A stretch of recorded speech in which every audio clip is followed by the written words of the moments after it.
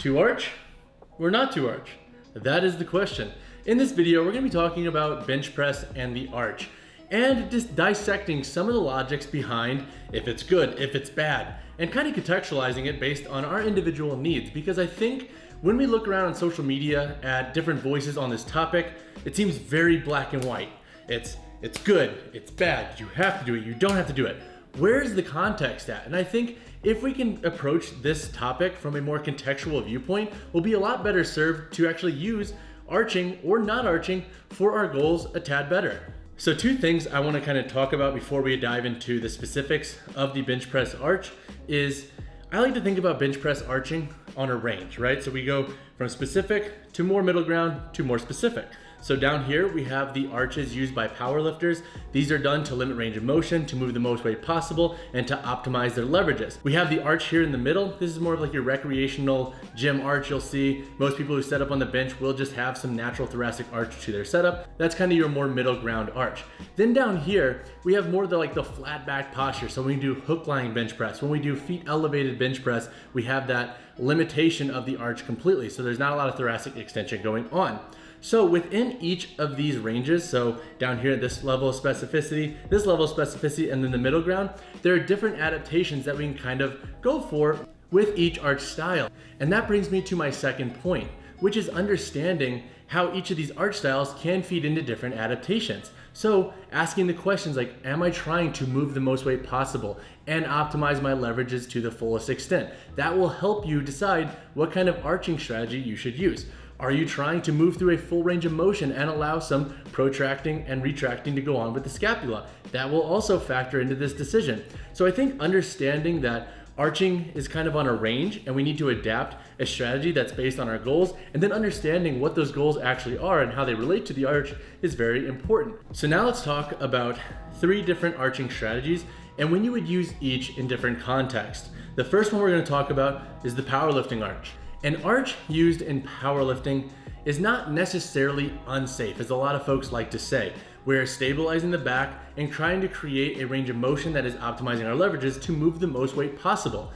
Now, is this necessarily the best setup for your more gen pop? No, and I think that's where the line gets blurred because people see these more, let's call them egregious arches, so to speak, and they say, oh my gosh, like that level of extension has to be bad, especially when managing load. We have to remember that this athlete is very specific with their movement patterns and they are practicing this skill day in and day out. So they are adopting a strategy that is going to optimize their performance in their sport. So when we see powerlifting arches, they're generally slightly larger. And again, this is to limit range of motion and to cut down how much they need to move weight. This can help you understand when to employ this strategy. If you're a powerlifter, if you are training to compete, if you plan to use a bench strategy to optimize your leverages when moving maximal loads, a powerlifting arch could be a good strategy to explore. Now let's talk about the second strategy, which is a little bit more common to adopt, and that's kind of just your normal level of arch that you'll see most recreational lifters use. Hey guys, quick note, if you like other training content and dogs here and there, consider subscribing to the channel. Thank you. So that more middle ground level of arch that we see most recreational lifters adopt is kind of just how we naturally set up for our benching. And when we think about an arch specifically, it's a compression strategy to optimize our concentric force and our strength. So for the recreational lifter who is working with loads in more like that relative strength range, so where they are needing to stabilize and keep that level of stabilization throughout their full set, they should adopt this bracing strategy because once again, if we think about the goal at hand, which is moving a considerable amount of weight for a various amount of reps, we need to adopt a strategy that's going to allow us to stabilize into the bench, the ground, and maintain that positioning to perform multiple reps. So generally speaking, adopting a slightly arched position will be better for our compression strategies and also our setup and the fluidity in between reps. So when we see folks take on this strategy, it's oftentimes building up that middle range ground of strength. So it's not necessarily maximal, but it's definitely going to feed into that maximal loading because they are putting their body into a position where they can really optimize their compression strategies, but also move more weight for more reps and be stable in doing so. Now let's talk about the final arching strategy, which is not really adopting or using an arching strategy at all. So when we bring the feet up, or we're doing like a hook lying bench press, we're limiting the amount of arch we have, or we're limiting the amount of stability we're creating in the back. What's going to happen? So generally speaking, we're gonna have a little bit more retracting and protracting with the scaps. We're gonna hit deeper ranges of motion through the eccentric, and we're gonna put ourselves in a slightly more unstable position.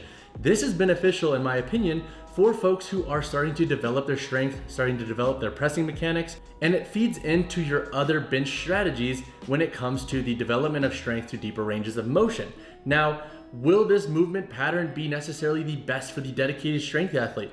No, however, I do think integrating it into your program can be useful, especially when trying to build a balanced press and being able to understand how to manage loads at deeper ranges, because we are going to get a slightly deeper range because we don't have as much extension throughout our torso. So the pecs are going to be a bit flatter. We're going to have to bring that barbell a bit lower, and we're going to have to focus on really stabilizing in this press. So when we look at these three different arching strategies, I think it's really important to contextualize who, why, and what we're using. So who is using the arching strategy, what they're using it for, and why they're using it. These are all questions that can help you feed into what type of strategy you should adopt on the bench press. Because once again, an arch is a compression strategy where we are focusing on producing the most amount of concentric power. So being able to play with our arch strategy can then bleed into the adaptations we are going for, and especially when it comes to displaying strength through maximal lifts. So to wrap up this video, I think every lifter can benefit from adopting different arching strategies in the bench press and understanding when to use each. Power lifters, you will more than likely adopt a slightly larger arching strategy, and that's because your sport is calling for moving the most amount of weight possible and limiting range of motion in order to do it. At the end of the day, however you can position yourself to move the most weight possible, that is the goal. This more middle ground arch is really great for hypertrophy and strength work, where you are moving a decent amount of load through various rep schemes and trying to stabilize yourself throughout the full rep scheme to make sure you're able to produce multiple reps with strong concentric power and strength. The hook lying bench press or the foot elevated bench press, where we're limiting the arch, I think is also beneficial for the development of deeper ranges of motion in the press, understanding how to stabilize without an arch, and also just understanding pressing mechanics in general. I think using each can feed into a well-balanced program really well, and the way we should use them should ebb and flow based on our goals and needs. Can a powerlifter, for example, benefit with a hook lying bench? Yes. However, they would most likely not program that when they are getting close to the meet. They would more than likely want to be more specific with their training and their goals, because once again, the bench press is a skill in this context and it needs to be practiced. So they would likely use that variation in more their off season, when they are just trying to focus on stuff that they're not necessarily practicing as much in season. Can a recreational lifter use a foot elevated bench press variation, or even adopt a more powerlifting focused arch? Yes. But it really comes down to the program's goal and the athlete's goal at hand. If we can ebb and flow how we adopt different strategies, then we're going to be able to optimize our strength at various loads and rep schemes. All right, that wraps up the video on bench pressing and arching. I think we need to keep in mind the contextual differences between different arching and bracing strategies, especially on the bench press, and when we're going to use each, because that can help support better programming and a more well-balanced press. If you have any questions on this topic, or if you have any thoughts on the arch in general, we'd love to hear them. Drop them down below. Let's engage and have a conversation on this topic, because I think there are so many different viewpoints for it. It's really interesting to hear other coaches and other athletes' points of view. But as always, guys, drop a like, drop subscribe. I'll see you in the next one.